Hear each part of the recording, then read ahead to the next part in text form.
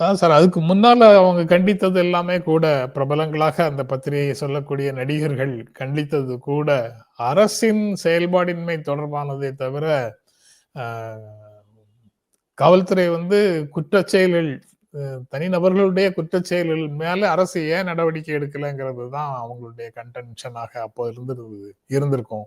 இப்போ அதற்கு ஸ்கோப்பே இல்லாதப்போ அவங்க எதுக்காக கண்டனம் தெரிவிக்க வேண்டியது வருது? இல்லங்க. அந்நேரமே அவங்க வந்து அரசுடைய மெத்தன போக்க மட்டும் கண்டிச்சிருந்தாலும், அது அறகுறை கண்டிப்பு தான். முதல்ல வந்து சாத்தான்குளத்துல வந்து அந்த காவல்துறை அதிகாரிகள் நடந்துகிட்ட விதம் மிருகத்தனமானது. அத முதல்ல கண்டிச்சுட்டு, இப்படி மிருகத்தனமான ஒரு நடவடிக்கையை பற்றி எந்த கண்டிப்புமே இல்லாத ஒரு அரசு இருந்ததுன்னா, அந்த அரசு அரசாக நீடிப்பதற்கு உரிமை இருக்குதான்னு அந்த கேள்விய நம்ம எழுப்பணும். இல்ல அவங்க சட்டத்தையே 2வது கேள்வி சட்டத்தை துளியும் மதிக்காத தீர்வுகளை அவங்க நடிக்கிற படங்கள் தோறும் முன்வைக்கக்கூடியவர்கள் அந்த படுகொலைகளை கண்டிப்பார்கள் அப்படின்னு நான் எதிர்பார்க்கல. அதனால அரசு செயல்படவில்லைங்கிற லெவலோட தான் அவங்க பேசியிருக்கணும். அது தட் டூ பப்ளிக்கோட அவுட்ரேஜ பார்த்துட்டு, மக்கள் வந்து சாத்தான்குளம் பிரச்சனைக்காக அந்த பகுதியிலேயே போராடினார்கள் அப்படிங்கிறதுக்கு பின்னால, அந்த உணர்வுகளை வெளிப்படுத்துற வேலைய மட்டும் தான் அவங்க செஞ்சிருக்கிறாங்கன்னு நான் இல்ல பார்க்கிறேன். அப்படின்னு மற்றபடி இல்ல அப்படியும் அப்படியும் அதுல கன்சிஸ்டன்சி இல்ல. தூத்துக்குடிய பத்தி ஆன்டி சோஷியல்ஸ் நடத்தின போராட்டம் தான் ஒருத்தர் பேசினாரு. பிரபல நடிகர் பேசினாருக்கு. ஒருத்தர். ஆமா, அவருக்கு ஆமா. அவ்வளவுதான் அண்டர்ஸ்டாண்டிங் இருந்தது. இருந்தது. அதனால இதுல என்னுடைய அபிப்பிராயம் என்னன்னா, அவங்க வந்து அன்னைக்கும் சாத்தான்குளத்துல அரசு மெத்தன போக்க மட்டும் கண்டிச்சிருந்தாங்கன்னா, ஆ. இன்னைக்கு வந்து அரசு மெத்தன போக்கு இல்லாம இருக்கிறதுங்கிறது ஒரு ஆறுதலான விஷயம்.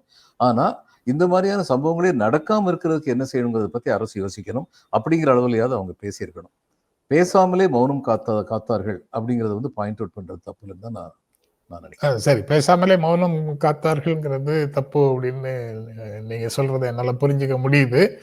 அ அவர்கள் மட்டும் இல்ல. இதுல பலர் வந்து இன்று இந்த நிகழ்வுகளுக்காக காவல்துறையில ஏதோ இப்பதான் முதல் முறையாக அப்படி ஒரு வன்செயல் நடக்குது அப்படிங்கிறதை போல தீவிரமாக திமுக அரசை கீழே இறக்குவதற்கு ஏதாவது ஒரு வாய்ப்பு கிடைக்காதான்னு கவலைப்பட்டவர்கள் இதை பயன்படுத்திக் கொள்கிறார்கள்ங்கிறத தாண்டி எதுவும் இல்லைங்கிற லெவல்ல இந்த பிரச்சனையை பேசக்கூடியவர்கள் ஆம், பொதுவாக இதுல இருக்கக்கூடிய வேறு சில பிரச்சனைகளுக்கு என்ன நிலைப்பாடை எடுத்திருக்கிறார்கள்ங்கிறதையும் சேர்த்து பார்க்க வேண்டியது இருக்கோ அப்படின்னு நினைக்கிறேன்.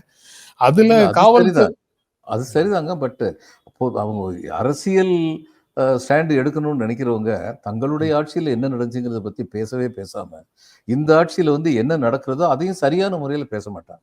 ஏதாவது சாக்குப்போக்கு கிடைக்குதா இந்த அரசு மேல பழி சொல்றதுக்கு, அப்படிங்கிறத மட்டும் வச்சு பார்க்கிறவங்க, எல்லாத்துலயுமே இந்த அரச வந்து குறை சொல்லிட்டு தான் இருப்பாங்க. இருப்பாங்க. அப்படித்தான் இன்னைக்கு நடக்குது.